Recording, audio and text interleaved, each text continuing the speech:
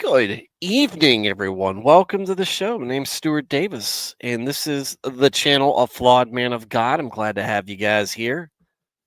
Uh, Nico already populating the chat, and that's a great thing, guys. This is a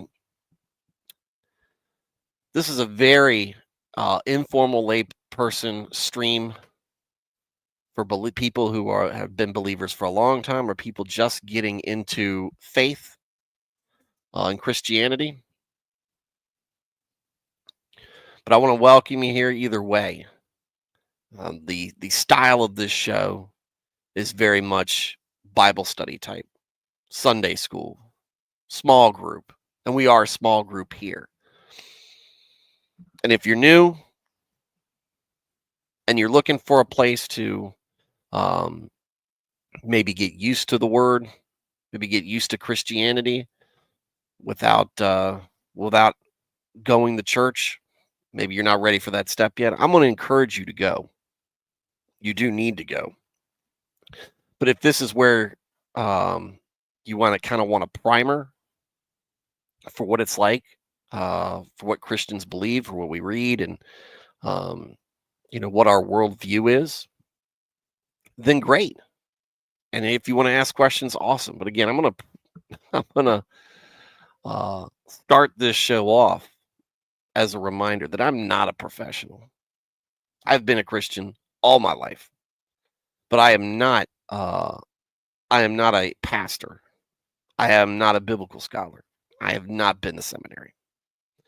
I'm not the kind of person who can rattle off verses right off the top of my head. I don't speak ancient Greek. I don't read it or any of that stuff.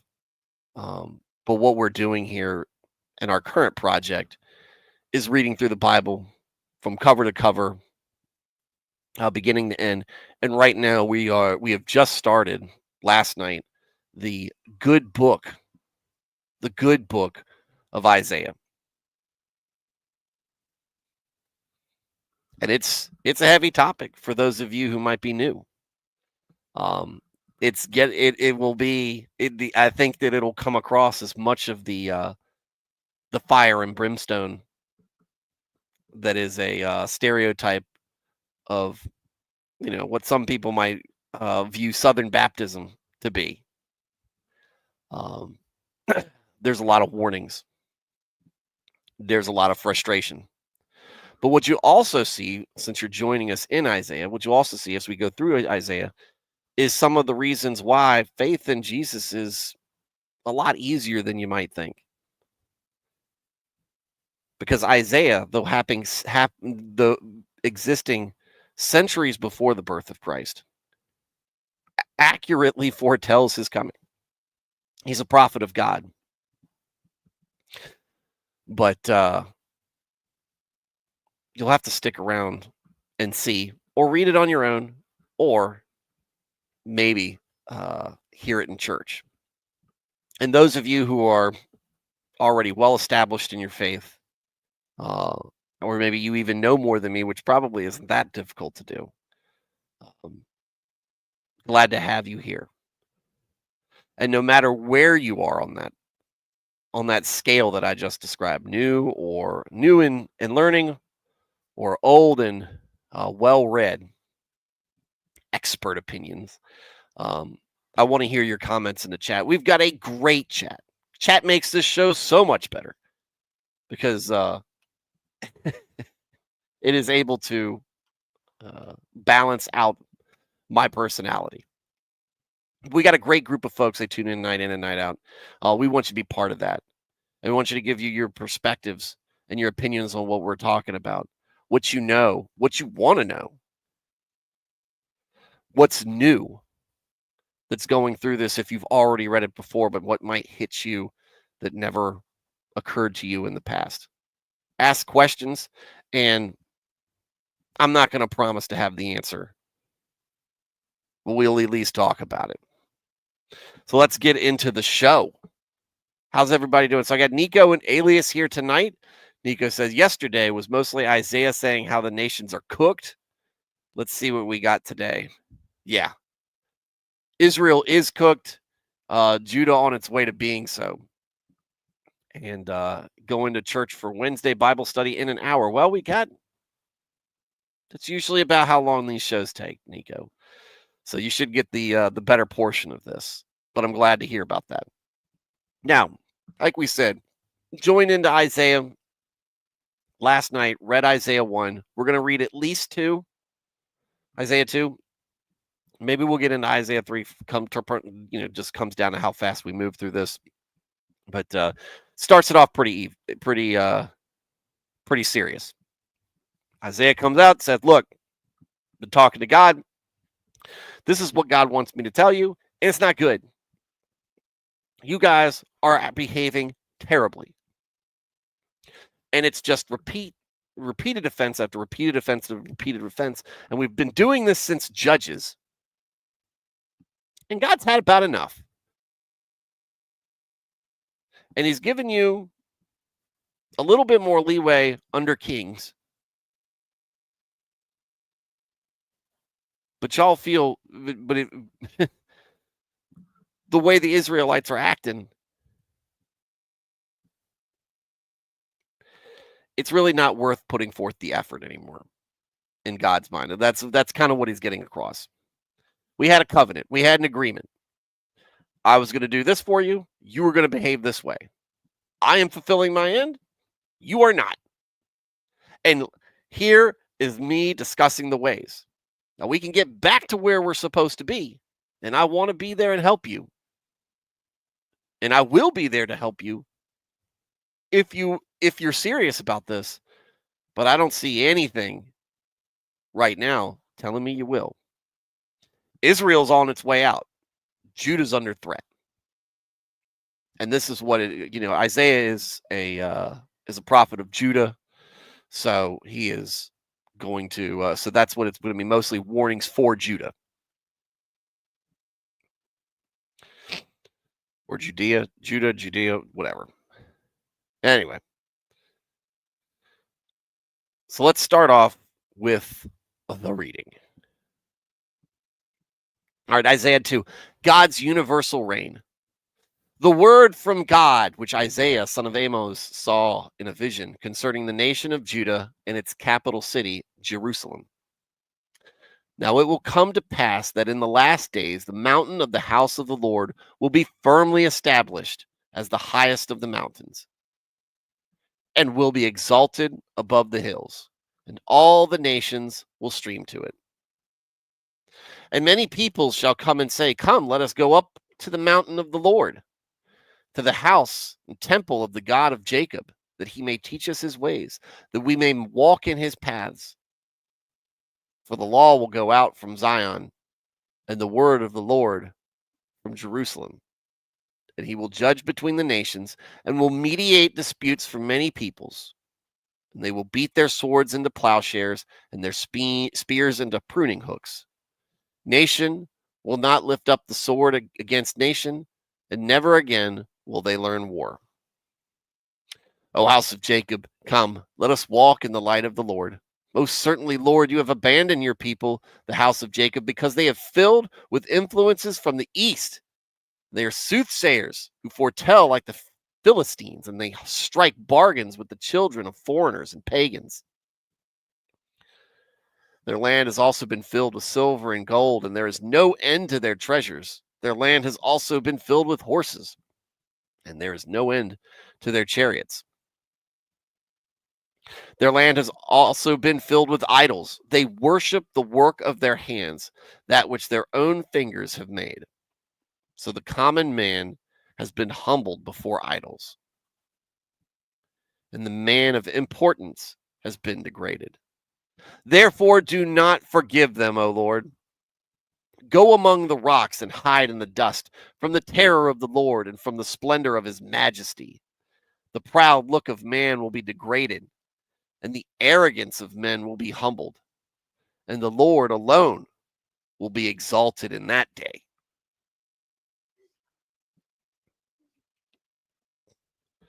Pretty serious, right? But starts off, hey, get a little bit of, we're getting some prophecy.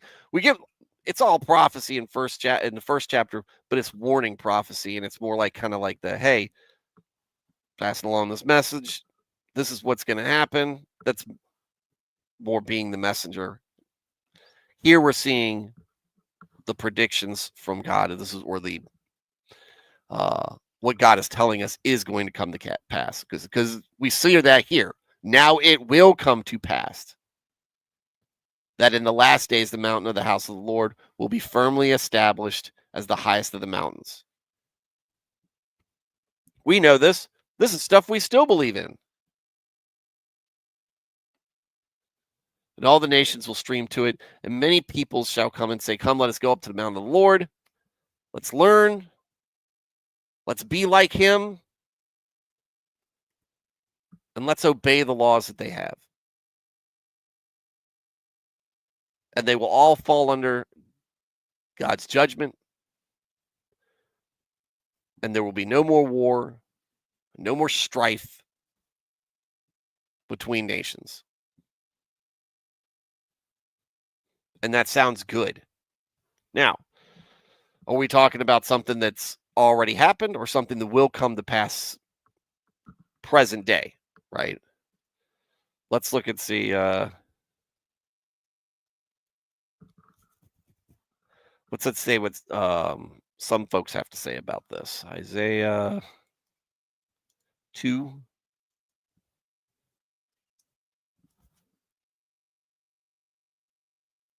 What do they have to say? No, Isaiah 2. Chapter 2. To prophecy.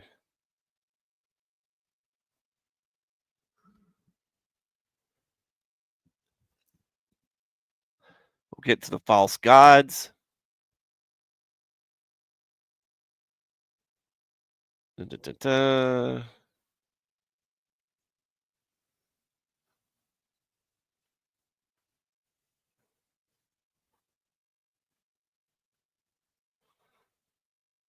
See if we've got any interesting passages.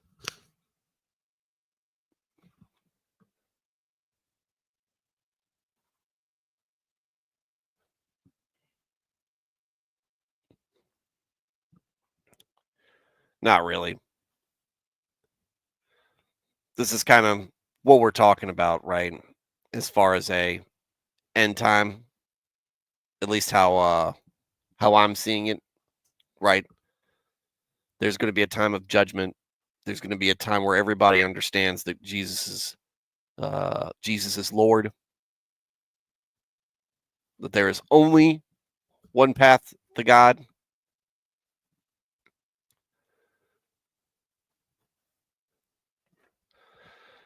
To me, it reminds me of the teachings of the 1,000 years. What you talk about in Revelation? Nika said we had Isaiah 2:4. Yeah, we were there. I don't get it. God, this with stop war. He's talking. So he's not talking here, Nico, about the immediate prediction. Because what we see at Isaiah 2, verse 2, it leads this whole section off. Now it will come to pass that in the last days, but not the last days of Judah. Think in the last days of civilization, mankind as we know it. This is more like end times. And that's where he said when and what I was getting at, there's going to be a time where Christ is going to come back. There's going to be a time of judgment. There's going to be it's going to be a little rough, right? But everybody's going to understand Christ is king. Yeah. Going to realize Christ is king, and the aftermath is going to be peace. We read a little bit about this in the first chapter. Let's see. Where did I see it? Dun, dun, dun, dun. There's a part where he's talking about judging.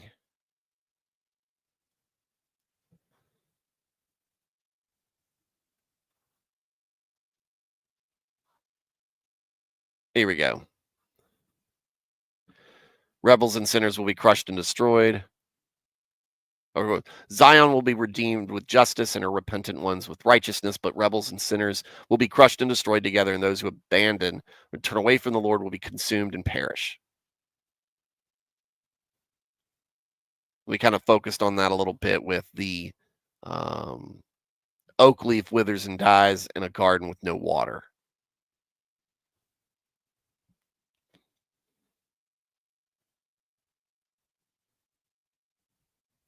And there will the peacetime, obviously, swords into plowshares, spears into pruning hooks.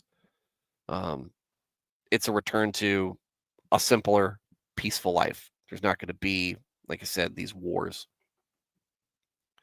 And then there's the invitation. And then we pick up at verse 5. There's kind of the invitation here. Oh, come, oh, house of Jacob, come, let us walk in the light of the Lord.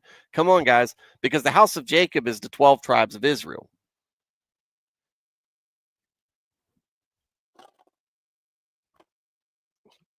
Remember that. So that's like, hey, guys, Israelites, we're Judeans.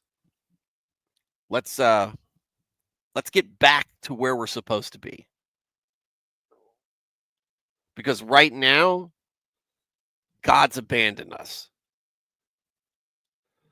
Because we have been influenced by, they said, the influences of the East.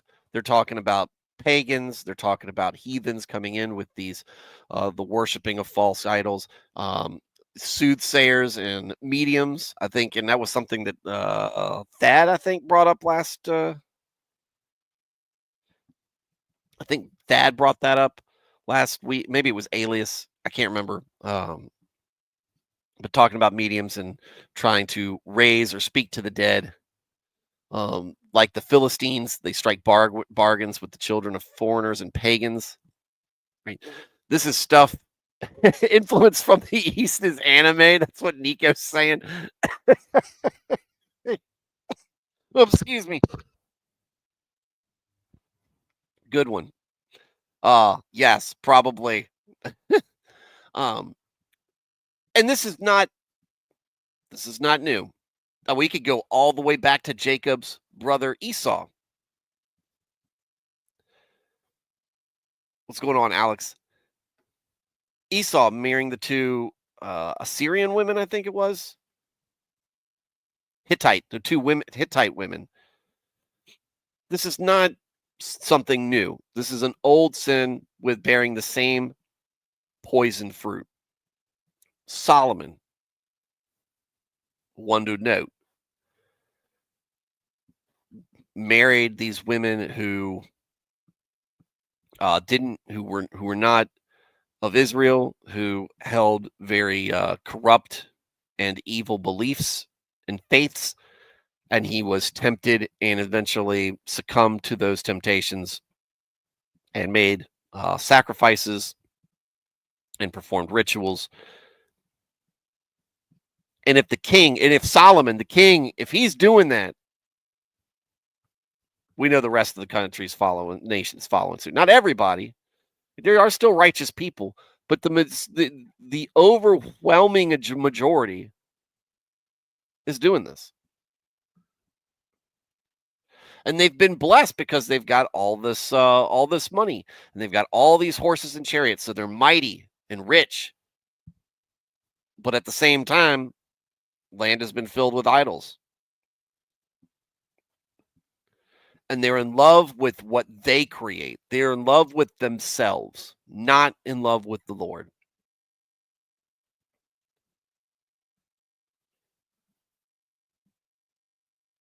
Common man has been humbled, and the man of importance been degraded. So, therefore, do not forgive them, O Lord. And then he tells you better go and hide. Go and hide. Try to hide. Try to escape. Because when God shows up, when daddy's home, right? Daddy gets home, it's going to be biblical. The proud look of man will be degraded. The arrogance will be humbled. And only God will be exalted in that day. All right, so all that's building up to the next section. A day of reckoning is coming. For the Lord of hosts will have a day of reckoning against all who are proud and arrogant, and against all who are lifted up, that they may be degraded. And the wrath of God will be against all the cedars of Lebanon, west of the Jordan, that are high and lifted up, against all the oaks of Bashan, east of the Jordan, against all the high mountains, against all the hills that are lifted up, against every high tower, against every fortified wall, against all the ships of Tarshish, and against all the beautiful craft. Then the pride of man will be humbled, and the arrogance of men will be degraded. The Lord alone shall be exalted in that day, and the idols will completely vanish, be abolished. I'm sorry, let me restart. And the idols will completely vanish, be abolished. They, the stricken, deprived of all in which they had trusted, will go into the caves of the rocks and into the holes of the ground, fleeing from the terror and dread of the Lord and from the splendor of his majesty when he arises to terrify the earth. In that day, men will throw away to the moles and to the bats their idols of silver and their idols of gold, which they made for themselves as objects to worship, to go into the caverns of the rocks and into the clefts of the ragged cliffs as they flee from the terror and dread of the Lord and the splendor of his majesty when he arises to terrify the earth. Stop regarding man, whose breath of life is in his nostrils for so little time. For why should he be esteemed?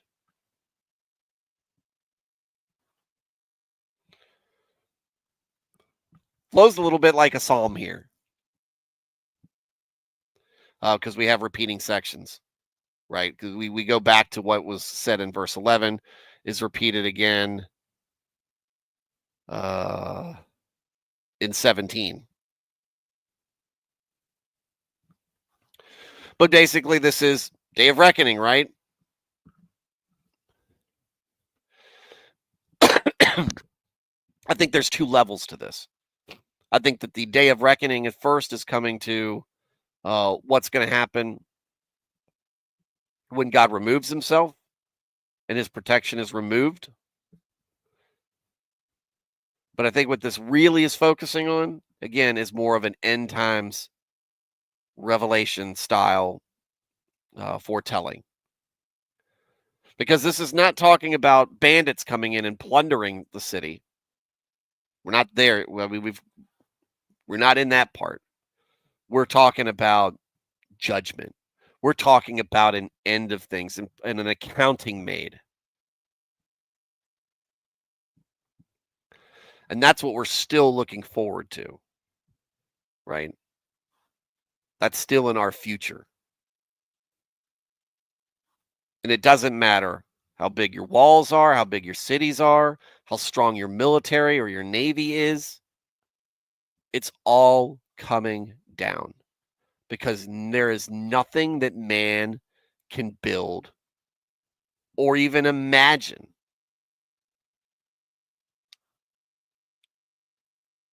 that can match the power of the Lord.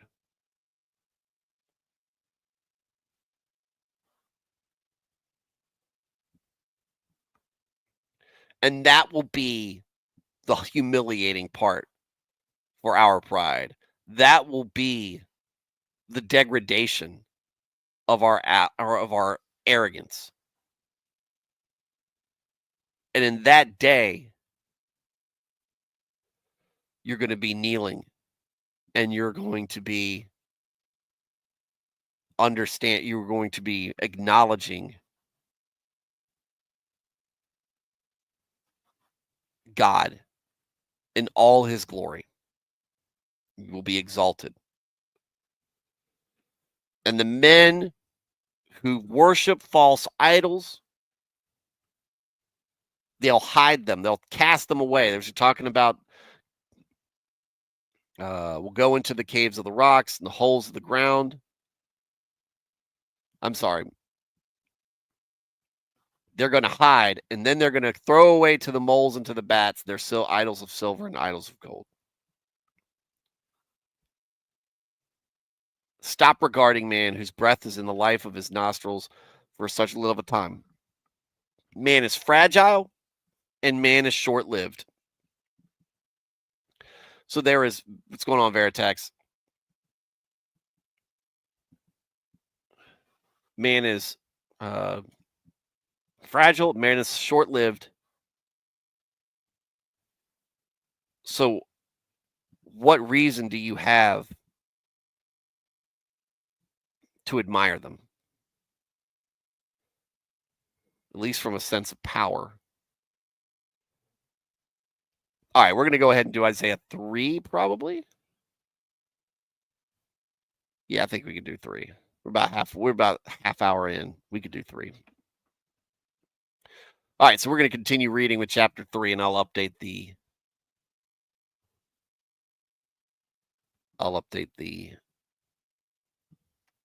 video. Let's see.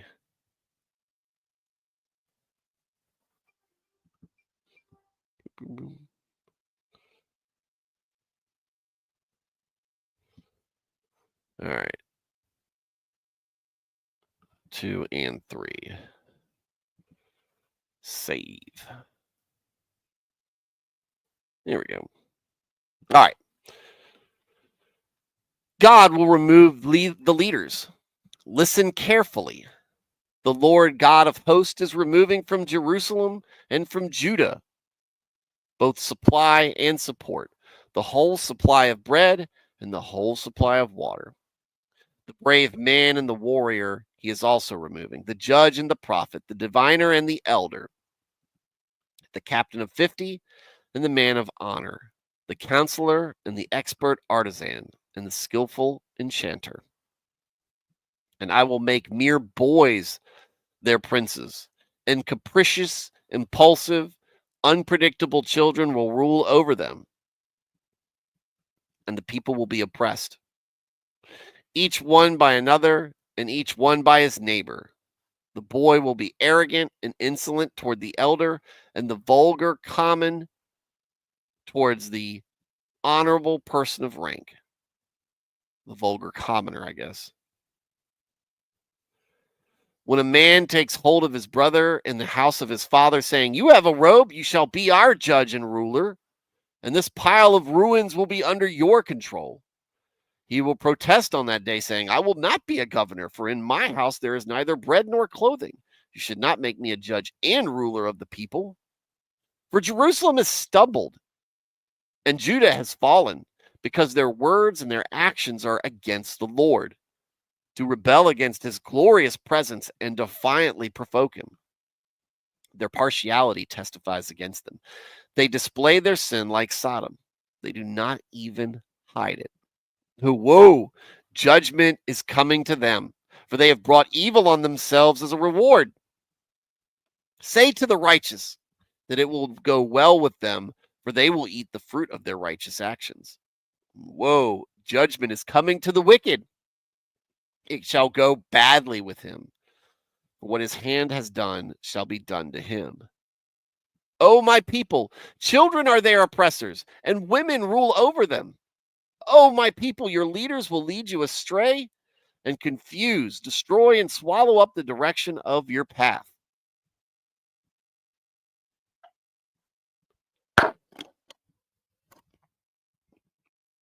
Well,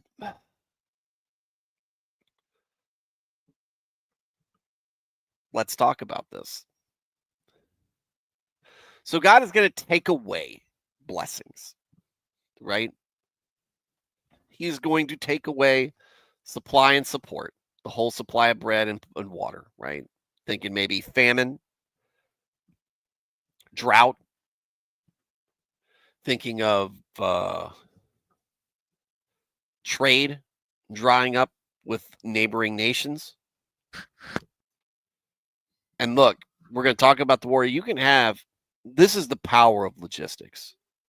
This is what a lot of folks don't understand about a nation's might. Okay. I saw it was very cute, uh, and I say that sarcastically. It was a very cute Instagram reel, I think it was, talking about how, if the US got in a war with the cartels, right? And it was flexing for the cartels. It's like, oh, it would go so poorly for them because the cartels are rich. The cartels can afford a lot of good equipment, and theoretically, they can hire mercenaries.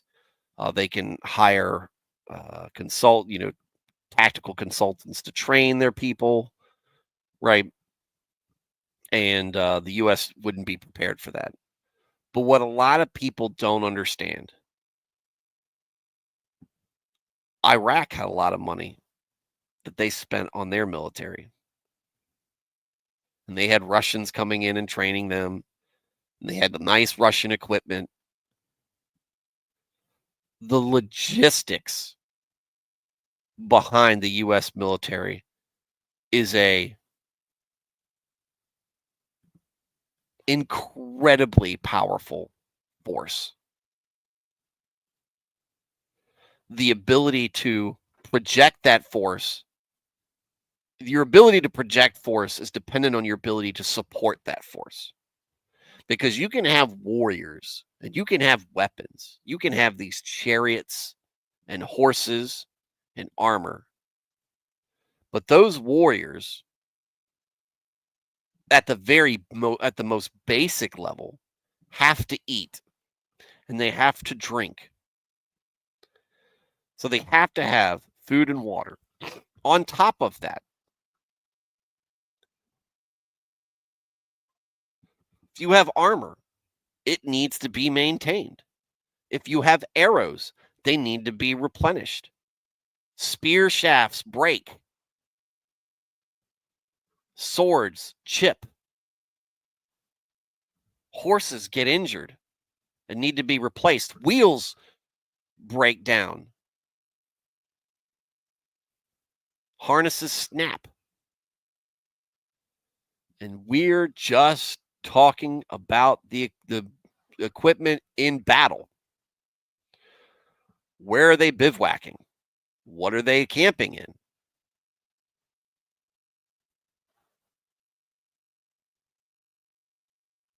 And what I'm describing is just scratching the surface.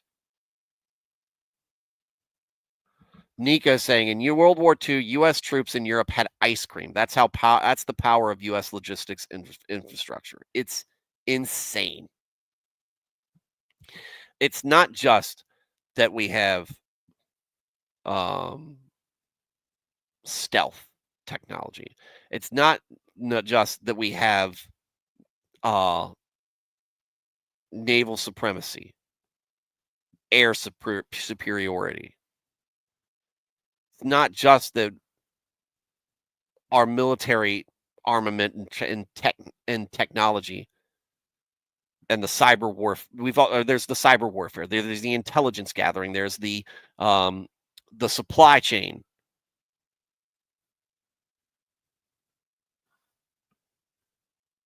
You take all that away, and you've got a weakened, hungry, a weakened and starving army that's too weak to to even defend itself, much less attack anybody. So he's removing the brave man and the warrior, the judge and the prophet, the diviner and the elder. So the people of skill, people who are competent, God's going to take them out of the equation one way or another, either through attrition or some other godly act. And I will make mere boys their princes, and capricious, impulsive, unpredictable children will rule over them. What's going on, Emmanuel? Everything is going well.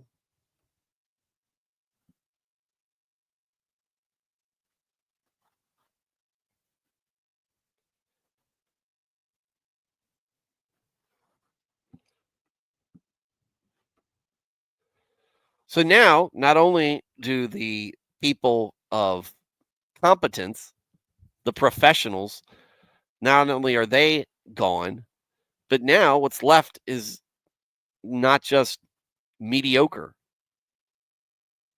it's children, meaning immature,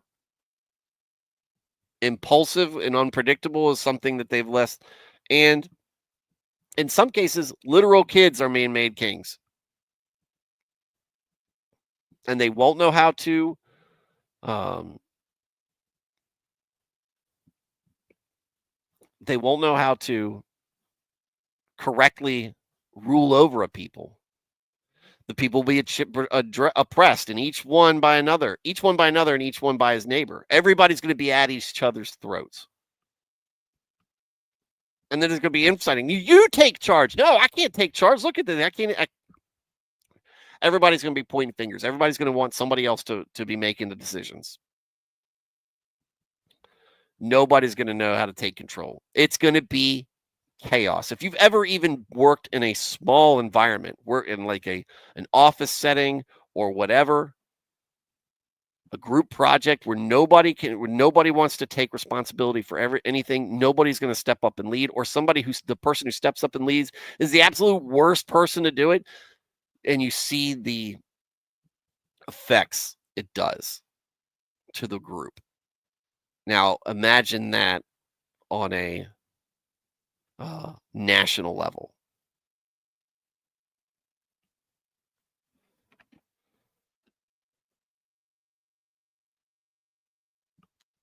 Well, it can't be a Bible study if it's a VTuber leading it. Also, she. So we know the rules behind that. In fact, we'll go down here to verse 12. Children are their oppressors, and women rule over them as punishment. VTubers.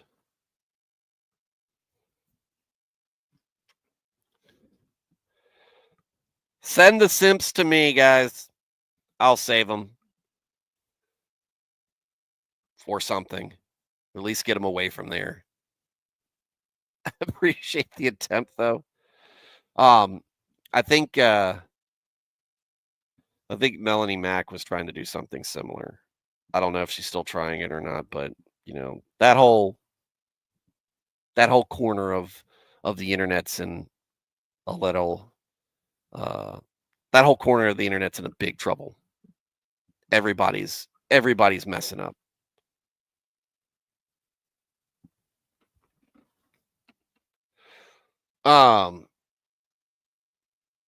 Where were we at? Oh, yeah. So imagine all that on a national scale, right? Just the chaos of everything. Maybe imagine a nation with a ruler who's got dementia, maybe mentally incapacitated in some way. And you've got a bunch of menials trying to run things. It's even worse than that.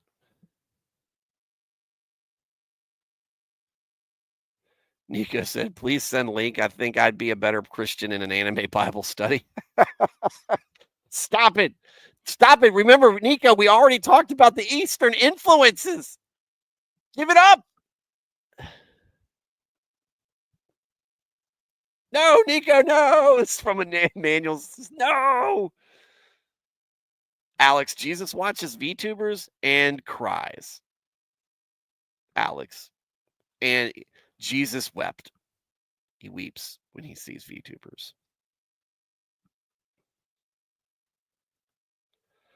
Y'all are getting me off. Y'all are getting me off topic. But that's going to be the state of things.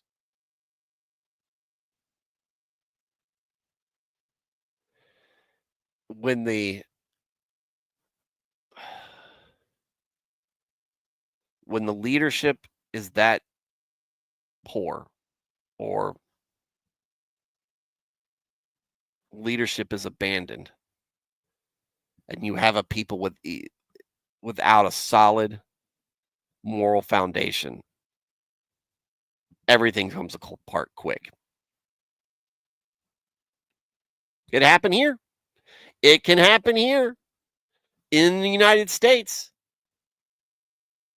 As far as we have fallen as a society, the things that we think are okay and allow, and the diverse opinions of all the bad things that everybody, well, I want to do it. I thought this was a free country. We make you do the meme, right, from South Park. I thought this was America. But you add to that every different flavor of degeneracy that's in there. And sometimes they match up and sometimes they clash against each other. And when they clash against each other, it's battle of the temper tantrums.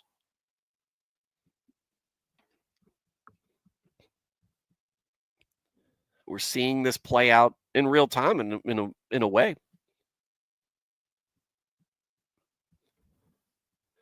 For Jerusalem has stumbled and Judah has fallen, and their words and their actions are against the Lord, because that's how they're acting right now. Israel's gone.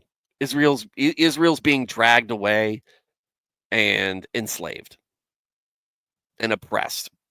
They're a joke. But then to continue on, their partiality testifies against them. They display their sin like Sodom, and they do not even hide it. Judgment is coming, and they have brought evil on themselves as a reward. Way to go, everybody. Good job. You're getting what you deserve. At the same time, say to the righteous, it will go well for them. You will have a good time, right? You guys will be okay. You will eat the fruit of your righteous actions. But you bad guys, you wicked ones, it shall go poorly for you. And what you have done to others shall be done to you.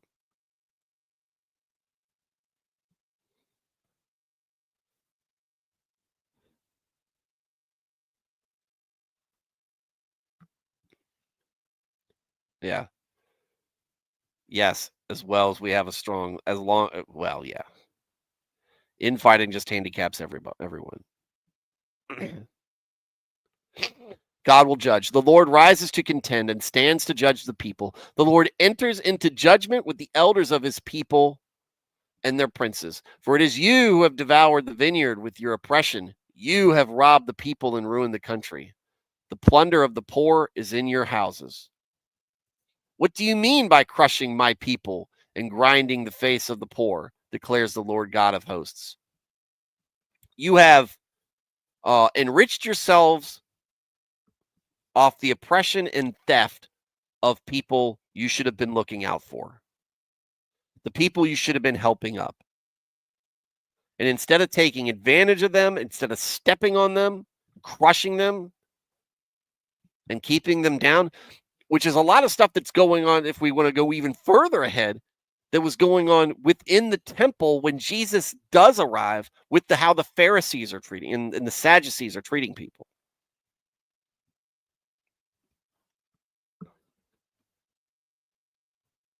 God's going to judge. It's going to be bad. Judah's women denounced. Moreover, the Lord said, because the daughters of Zion are proud and walk with outstretched necks and seductive, flirtatious, alluring eyes, and trip along with mincing steps and an effective gait, and walk with jingling anklets on their feet. Therefore, the Lord will afflict the crown of the head of the daughters of Zion with scabs, making them bald, and the Lord will expose their foreheads, sending them into captivity. In that day, the Lord will take away the beauty of their anklets, braided caps, crescent head ornaments, dangling earrings, bracelets, and the hanging veils and scarves, head wraps, turbans, short jingling ankle chains, sashes, perfume boxes, amulets, charms, signet finger rings, nose rings, festival robes, outer tunics, shawls, handbags, mirrors, fine linen, undergarments, headbands, and veils covering the entire body, and much, much more. I added that last part on the end, and I'm not serious because I'm not adding to the Bible, but that's how it's sounding. back on topic. Now it will come to pass that instead of the sweet fragrance of spices, there will be the stench of rottenness. Instead of the belt, a rope. Instead of well set hair, baldness. Instead of fine clothes, a robe of sackcloth. And branding of captives by the scorching heat instead of beauty. Your men will fall by the sword, and your mighty men in battle. And Jerusalem's gate will lament and cry out in grief and mourn as those who wail for the dead.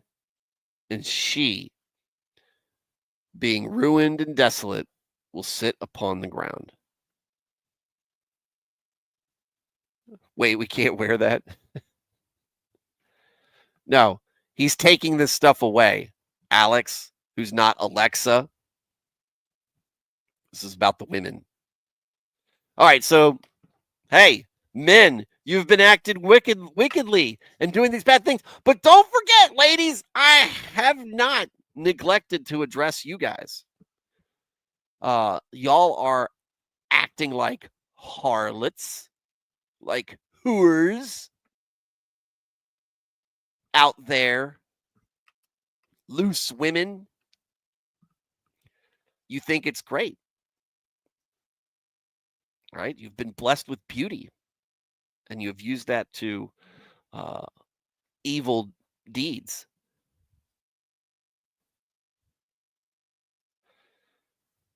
I really thought I was going to get more commentary from Emmanuel on this. The Nico's in here.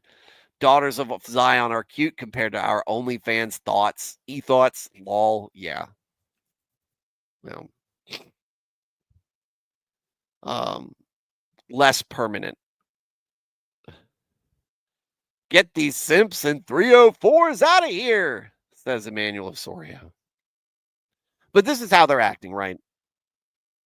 They're again. We're back into the sexual sin and depravity and the seduction, and because this is women don't have much in the way of authority in this society, but the one asset they do have is the one that they've always had from day one. When they've had nothing else, they have that. God said, "That's fine. I'm gonna take that away. I'm gonna give you scabs on your head." And what sounds like male pattern baldness. Expose their foreheads and send them to exposing their foreheads, like the receding hairline. Awful thing. What an awful thing to happen to somebody. Uh, Alex Moore said, "No thanks to nose rings for me. It's bad enough keeping earbuds on." Spacers are the worst. I think those are the stupidest. Are you saying alopecia is a curse? Alopecia is a curse?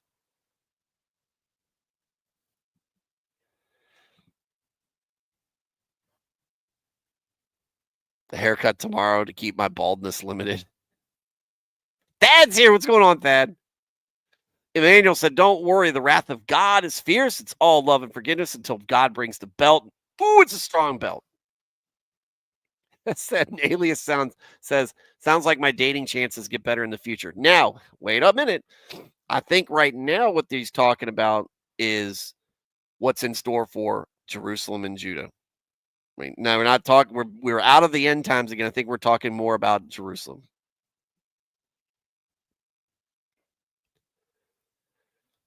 I like this, Nico. Related but not explicitly mentioned. I think it's related, right? Or it's a tie-in, Nico. Mentions of only ruled by infants and women, the children and women, is the absence of fathers. Bingo. Bingo. And we see what that does to a society.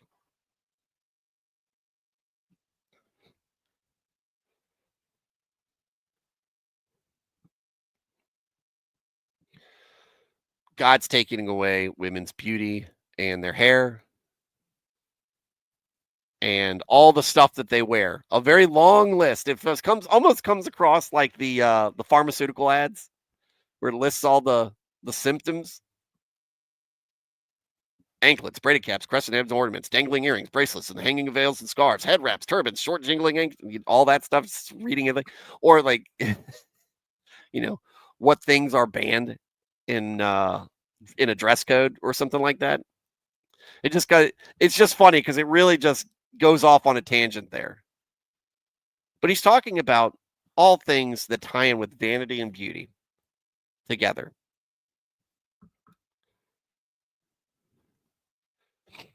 Now, instead, it will come to pass that instead of the sweet fragrance of spices, there will be the stench of rottenness. Do with that,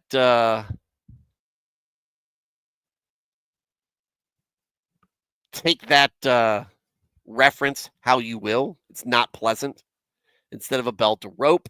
I think that ties in with servitude and slavery. Instead of well set hair, baldness. We touched on that. Instead of fine clothes, a robe of sackcloth. Your clothes are now next to nothing. And branding instead of beauty. They will somebody's going to put their mark on you. If you suffer from any of that, try repent. If you're allergic to X, don't take X. Y'all are picking up on the meme. I like it. Amanda said, remember, this comes at a completely opposite to all the forgiving. No one is going to hell. Christianity, the media tries to push. All right. So, well, remember this, Emmanuel. This is Israel, right? This is the time of the two kingdoms. One kingdom's falling away. They have rules in place, and we talked about it last night, or God mentions it in chapter 1, where he's talking about just get on the right path. But he talks about, in a negative connotation, the offerings, right? And the things done in God's honor, when it isn't actually done with any type of love, contrition, obedience, any type of real, true repentance, any of that stuff. They have a path to forgiveness. God has laid it out in instructions. They know about it. There's whole infrastructure set up for this with the priests and the temples and there's times to do it and all this other stuff. But they don't mean it. They don't want to do it. They're just going through the motions.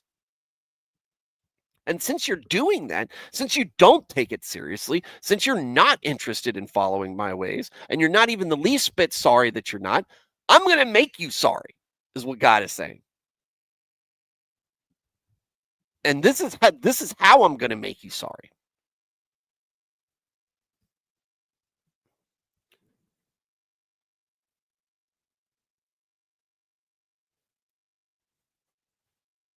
When Christ is sacrificed, when Christ is crucified on the cross, he removes all those extra layers,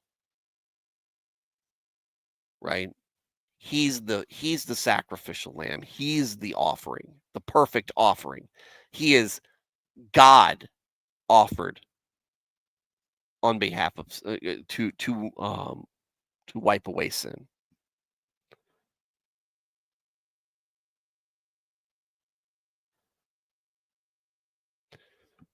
But it still remains.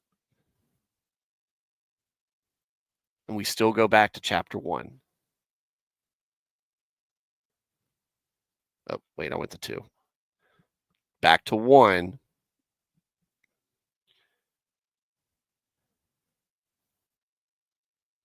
Let's see here. What are your multiplied sacrifices to me without your repentance? I've had enough of your burnt offerings of rams and the fat of well-fed cattle. I take no pleasure in the blood of bulls, lambs, or goats. When you come to appear before me, who requires this of you, this trampling of my temple courts by your sinful feet? Do not bring worthless offerings again. Your incense is repulsive to me. And this is not talking about the physical thing. It is talking about the heart behind it.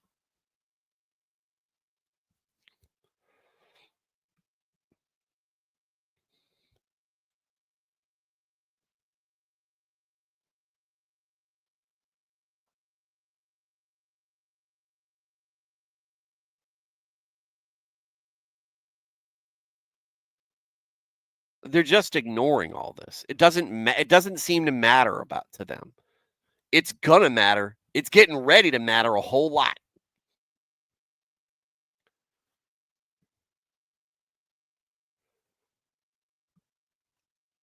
And your men, your husbands, your boyfriends, your side pieces, whatever you get, they're gonna die. And those gates, you'll be at the gates weeping, and you're gonna cry even harder when the enemy is breaking through those gates.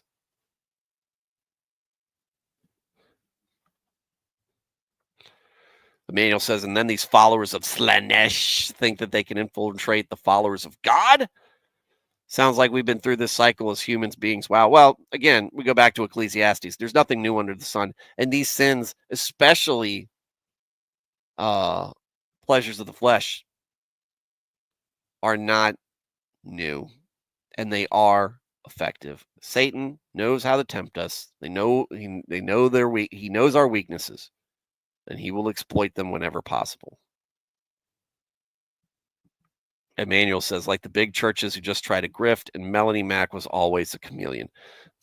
I don't know Melanie Mack's heart. She might be a bona fide grifter, or she might just be she just unaware, right? Either way, she's not in a great position um,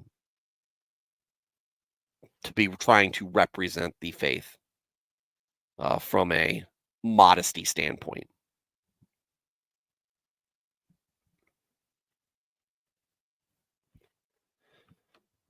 I don't know the intentions behind it. What I do know that is it's not being executed well and needs to stop. Profess your faith by all means. Stand up for what's right, but represent that as well in your life. Don't talk about modesty when you are dressed immodestly.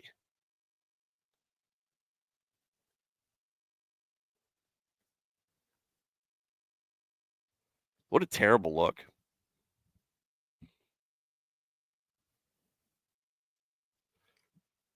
All right.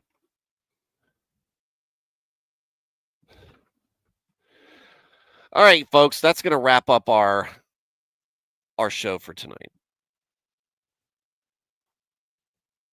Isaiah is a heck of a great bit of reading. And this is not that we should be getting joy out of the punishment. We should be saddened by that things got this way, both in Israel and Judah, and the way things are now, and all the decadence in between. But it's good to know that we have a God that is consistent, and he has shown grace. He has been patient.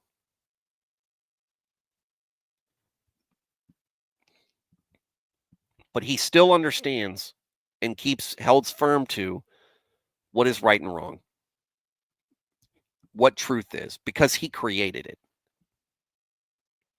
The principles remain the same. And eventually, there has to be an accounting.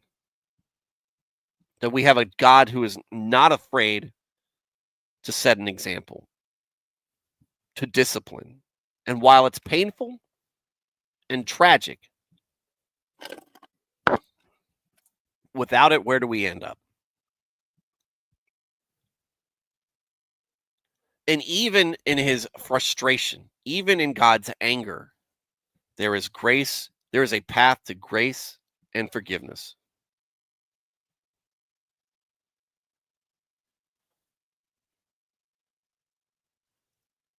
Base Catholic, Isaiah chapter 3. What a great night to have free to throw you on. We are living in Isaiah 3. Well, we were talking, we're living in a lot of Isaiah, a lot of Isaiah chapters. What he's describing, I've said, we've gone through periods of time that have, you should have warned me.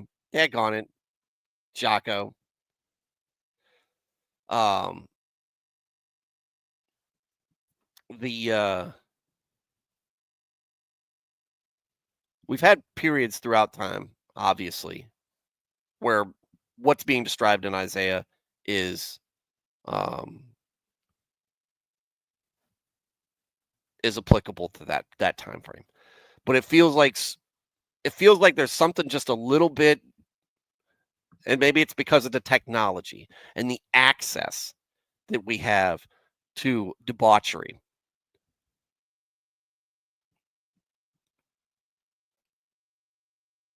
Sin that comes from comfort and boredom that the Western world knows.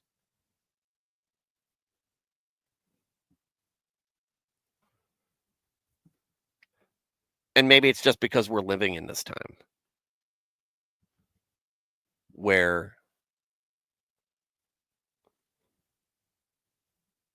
you can take by asking. I hold it up. I click them on there and I forget that I put them up there.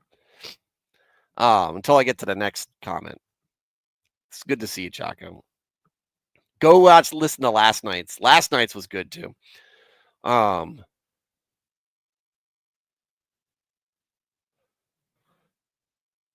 Maybe it's just because we're living in this, but we can look around us and see the parallels. Because as much, and again, I say this as somebody who always just head scratchingly stupid, always feels like the Israelites are being head scratchingly stupid. We're no better in so many ways.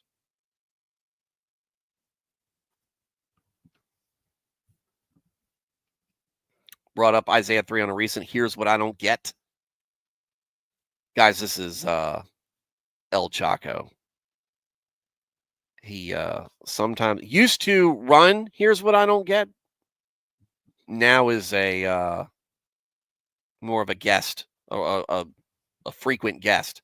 If I did I get that right, Chaco?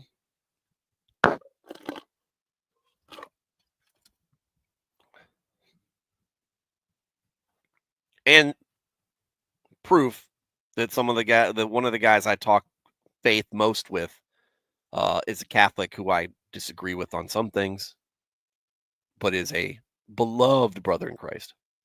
Oh, you're permanent co-host again. Well, okay, well, recent developments have escaped my notice. So permanent co-hosting.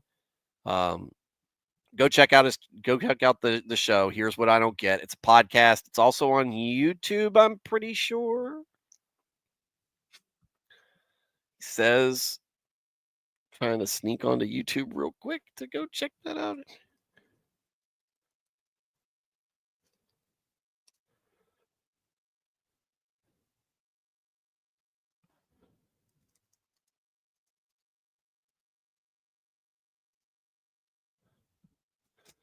Yep. Yep. Here's What I Don't Get. It's a podcast. It's on YouTube. It's probably on other things. And who knows, maybe I'll be on there. We've talked about it. I'm open to it. Anyway, so that's the show. Oh, going back to what Emmanuel says. I don't care about her appearance. I cared about the censorship of my anime games, but what's beside the point, God truly has the ultimate patience, but when we need discipline, we do need it. Oh, well, yeah. Yeah. Well, I am pro censorship. I'm not against good looking video game characters and accentuating beauty. But I do think that there's a level of modesty that can be or that should be observed. Like when I was younger and less serious about things, you think about Tomb Raider, Lara Croft. To me, the remakes were really good, but the same thing. Having her running around in short shorts and a tank top out in the wilderness doesn't really work. You can look good in you can make the proper equipment look good still, right? But that's that I think is just a better example that we should be showing that should we should be showing the next generation, uh, and holding ourselves accountable. But guess what? You don't have any room.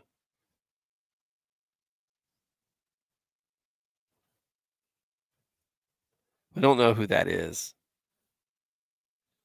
but you can't go online and blast a game because with scantily clad women when you yourself are scantily clad and you have a picture of a video game character that you are a fan of who is also scantily clad.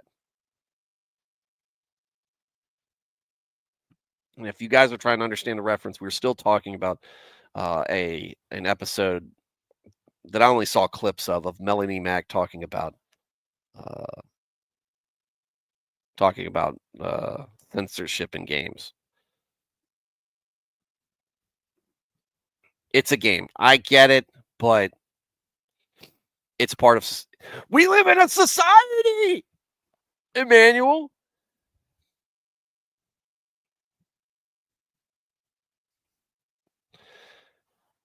And when we look at things, or when we allow creations and publication and consumption of things that we describe here, that God describes here in His denouncement.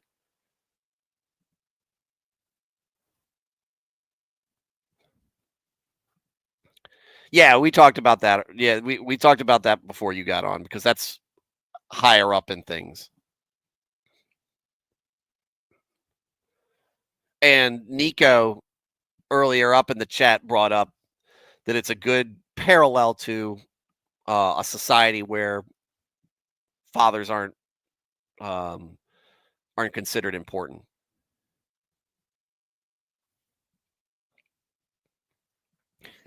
I prefer. I love Pete Holmes's rendition of this. I prefer Jared Leto. Anyway, all right. To get out of this, we're wrapping up. Joel, we just finished that up. Positive. Oh yeah, you and I were talking about that. That's a good tie. Isaiah 3 is a good tie-in for that, Joel.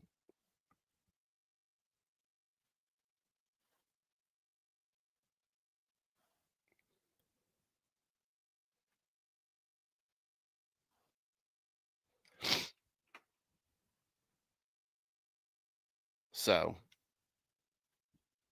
anyway, guys, Tachaco is based Catholic, based Catholic.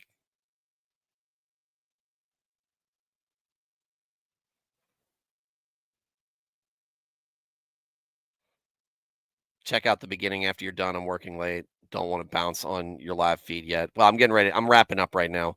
Um, it's a perfect example of like a society getting all mad about the "Now You a Single Mom" song. Man, it's it.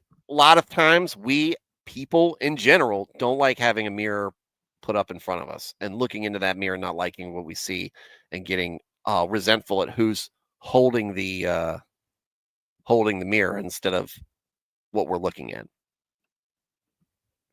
All right, so Chaco, base Catholic, Emmanuel Osorio, Nico, Alias, Thad the Man, Alex Moore. We have one more who was in here tonight. Veritax. There we go. I missed a chat from him actually. Ice cream, smokes, and chocolate. Yes, we did have those in in World War II. We had smokes and chocolate a lot more than ice cream too. Um, that might have been it. Yeah, Alias, because I did say Alias too. Hey guys, um, thank you guys for being part of the show. Thank you guys for your participation here. I love that you guys give me your feedback, even if it's just to stop by and say, "Hey, I'm here. I'm listening. How's it going?" It's awesome. But even more when you guys are offering your own feedback and your own parallels to what's going on today, to what you think is going on, or where you think this ties into later on in the Bible. In fact, somebody said made a Matthew uh, reference. Maybe we should go there real quick. Was it that? Where is it?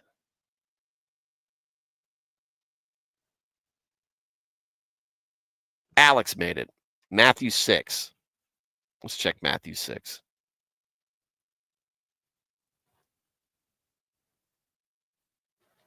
Giving to the poor in prayer, fasting, true treasure, wealth, mammon, cure for anxiety.